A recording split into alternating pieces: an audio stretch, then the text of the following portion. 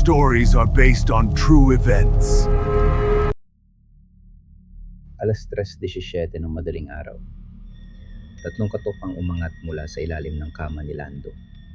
Kinabukasan, pinanood niya ang kuha ng kamera. Walang tao sa kwarto. Pero sa ikatlong katok, kusang lumubog ang kutsyon. Parang may lumuhod sa tabi niya. Pagkatapos, may boses na galing sa ilalim ng kama. Lando, ikaw na. Ako nga pala si Junia. Ngayong gabi, 2 pagkakamali ang may kapalit.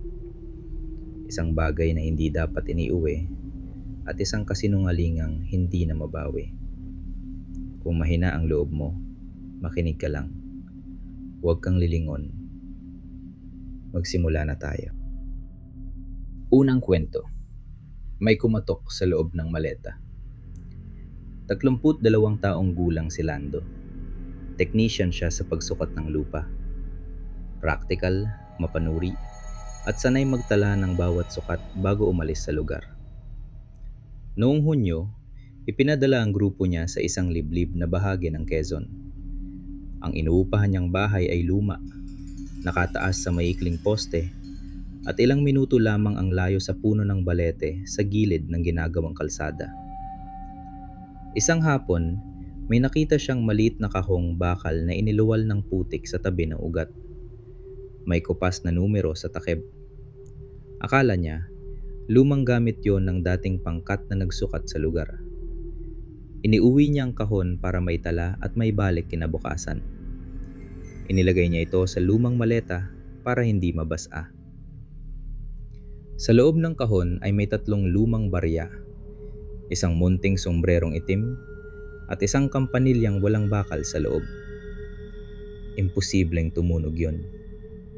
Bago matulog, isiniksik ni Lando ang maleta sa ilalim ng kama. Eksaktong 3:17, may 3 katok sa ilalim ng kama. Napaupo si Lando. Akala niya, mula sa silong ang tunog at may taong kumakatok sa ilalim ng bahay. Binuksan niya ang pinto at sinilip ang silong.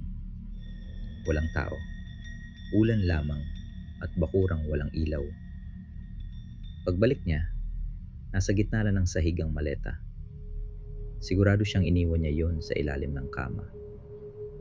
Sa panloob na bahagi ng pinto, may 3 sariwang bakas ng maitim na daliri. Mababa ang mga iyon, halos abot tuhod lamang. Kinuha na niya ng litrato ang mga marka. Sinabi ni Aling Belen na baka putik lamang mula sa sapatos. Yun din ang paliwanag na pinili ni Lando. Sa ikalawang gabi, galing naman sa aparador ang 3 katok. Pagbukas niya, lahat ng sapatos niya ay maayos na nakaharap sa dingding. Nasa gitna ang munting sombrero. Hindi niya yun inilabas sa kahon. Tinawagan niya si Nestor, kasama niya sa trabaho. Nakita mismo ni Nestor ang ayos ng sapatos at ang maleta sa sahig. Naglagay sila ng kamera at nagbudbod ng manipis na harina sa paligid ng kama. Pagkatapos, bumalik si Nestor sa bahay ni Aling Belen sa kabila. Sa ikatlong gabi, 3:17, nagising si Lando sa 3 mahinang kalansing mula sa ilalim ng kama. Itinutok niya ang ilaw de baterya sa ilalim. 2 basang kislap ang sumalo sa liwanag. Masyadong mag-alayo para maging mata ng daga. Pagkurap niya, nawala ang mga iyon. May gumapang na anino sa pagitan ng maleta at dingding. Mababa ito, ngunit ang mga daliri nito ay mahahaba at manipis. Dahan-dahan itong inabot ang laylayan ng pantalon ni Lando. Hindi nito hinawakan ng balat. Pumulupot lamang ang mga daliri sa tela, saka humigpit. Sa boses ni Nestor na nasa bahay ni Aling Belen sa kabila, bumulong ang nilalang sa ilalim ng kama. Lando, ikaw na. Biglang hinila ng mahahabang daliri ang laylayan ng pantalon niya. Sinipa ni Lando ang gilid ng kama, napunit ang laylayan at nakawala siya. Tumakbo siya sa bahay ni Aling Belen at doon naghintay hanggang sumikat ang araw. Sa kuha ng kamera, walang nilalang na lumitaw. Ngunit sa bawat katok, lumulubog ang kutsyon. Una sa paanan, ikalawa sa gitna, ikatlo sa tabi ng ulo ni Lando. Sa harina, may maliliit na yapak mula sa maleta hanggang sa kama. Walang bakas pabalik. Noon lamang nagsalita ng diretso si Aling Belen. Nakilala raw niya ang munting sombrero, pero ayaw niyang manakot ng walang patunay. Tinatawag yun ng matatanda na lilong iting. Isang maliit na bantay na sumusunod sa sinumang kumuha ng nakasarang kahon. May 3 hakbang ang pagpili nito. Una, kumakatok ito. Ikalawa, inililipat at minamarkahan nito ang mga gamit. Ikatlo, ginagaya nito ang boses ng kakilala at binibigkas ang pangalan ng kumuha. Kapag narinig mong binigkas nito ang pangalan mo, huli na ang pagbabalik. Hindi na ang kahon ang sinusundan nito. Ikaw na. Bago lumubog ang araw, ibinalik ni Lando ang 3 barya, sombrero at kampanilya sa kahon. Ibinuon niya yon sa mismong ugat ng balete. Hindi siya lumingon habang naglalakad palayo.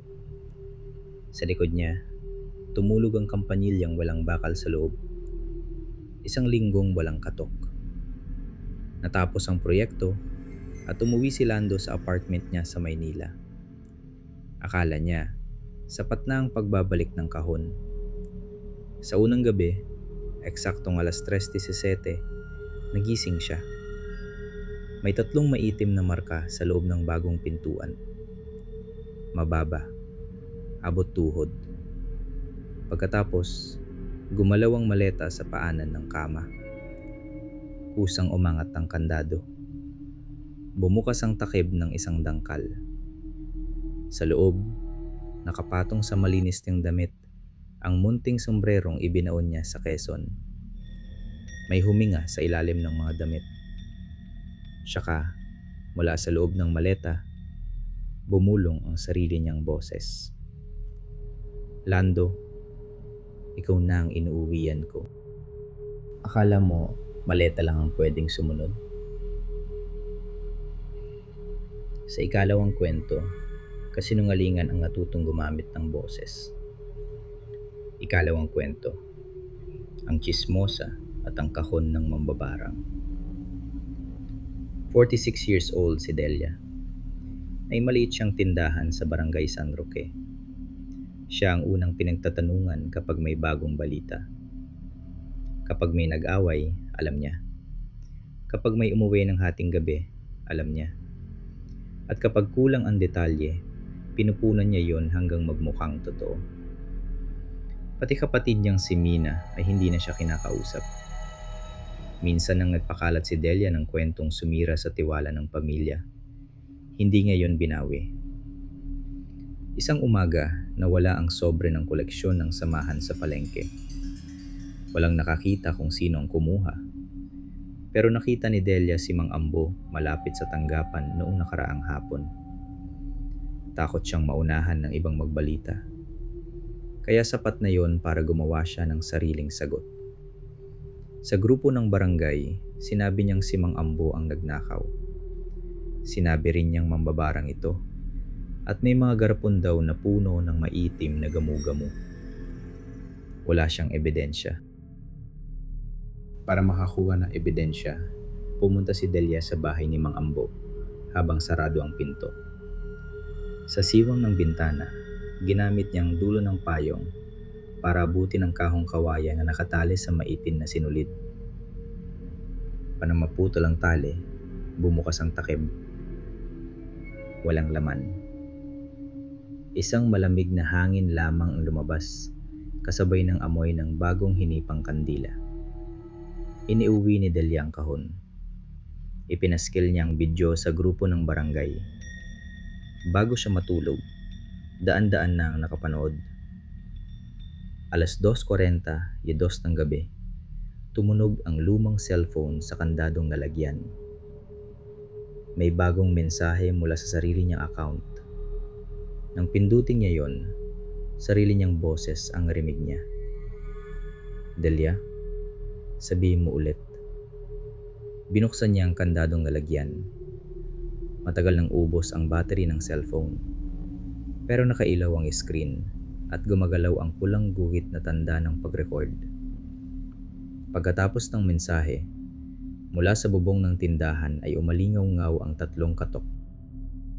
Kinaumagahan, sinabi ng kapitbahay na baka may pumasok lamang sa account niya.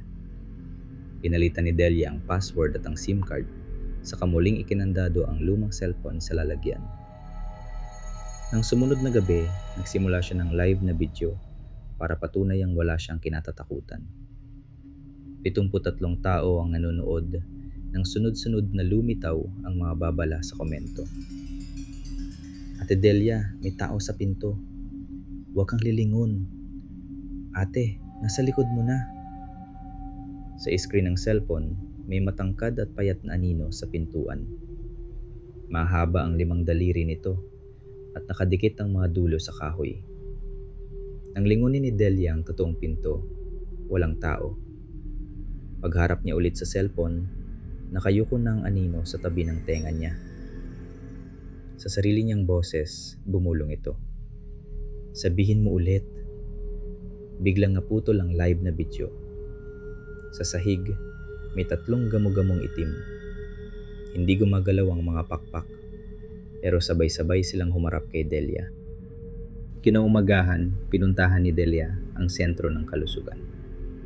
Naroon si Mang Ambo, nilalagnat at nakahiga sa klinik mula pa noong hapon, ayon sa tala ng nurse. Hindi siyang anyong nakita sa video. Nang makita niyang video, namutla si Mang Ambo. Ang kahon daw ay iniwan ng kanyang ina na dating mangbabarang. Matagal nang patay ang babae, pero ang tagasunod nito ay ikinulong sa kahon. Hindi raw yun basta multo. Kumakapit ito sa maling salitang paulit-ulit na pinaniniwalaan. Habang dumarami ang nakikinig, mas nagiging malinaw ang anyo nito. At kapag ginaya na nito ang boses ng nagsinungaling, malapit na itong makapasok sa refleksyon. May isang paraan para maikulong muli ang tagasunod. Bago mag-alas 3, kailangang bawiin ni Delia ang bawat maling sinabi niya sa parehong grupong pinagsabihan niya. Inilapag ni Delia ang bukas na kahon sa tabi ng cellphone. Nagsimula ulit siya ng live na video. Inamin niyang wala siyang ebidensya laban kay Mang Ambo. Inamin niyang pumasok siya ng walang pahintulot. Inamin niyang gawa-gawa lamang ang kwento tungkol sa mga garapon. Sa bawat pag-amin, may isang gamu-gamong nahuhulog. Sa salamin sa likod niya, unti-unting umatras ang maitim na anyo. Nang mapunta si Delia sa mga dati niyang kasinungalingan, may lumitaw, may isang pangalan mula sa isang account na walang larawan. Mina. Natigilan siya. Natakot siyang aminin sa publiko ang ginawa niya sa kapatid. Nilaktawan niya ang pangalan ni Mina at ipinagpatuloy ang paghingi ng tawad sa iba. 2:59 nahulog ang kuling gamu-gamo. Kusang sumara ang kahon. Nawala ang anino. Tumahimik ang tindahan. Tinapos ni Delia ang live na video. Akala niya sapat na ang mga binawi niya. Pagpatak ng 3:00, tumunog ang lumang cellphone sa kandadong lalagyan. Wala pa rin itong karga. May bagong mensahe mula sa sarili niyang account. May isa ka pang hindi binawi, Mina.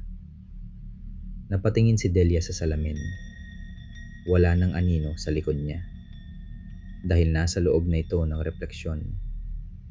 Hindi gumalaw si Delia, pero nang umiti ang refleksyon niya. Ikaw, ano ang mas kinatakutan mo? Ang bagay na sumunod pa uwi o ang salitang bumalik para maningil? Ikomento mo, maleta o mensahe. At kung may kwentong hindi mo sigurado, huwag mo muna ipasa. Magandang gabi at salamat sa pagtatapos ng kwento. Sana hindi ka naman ito narinig.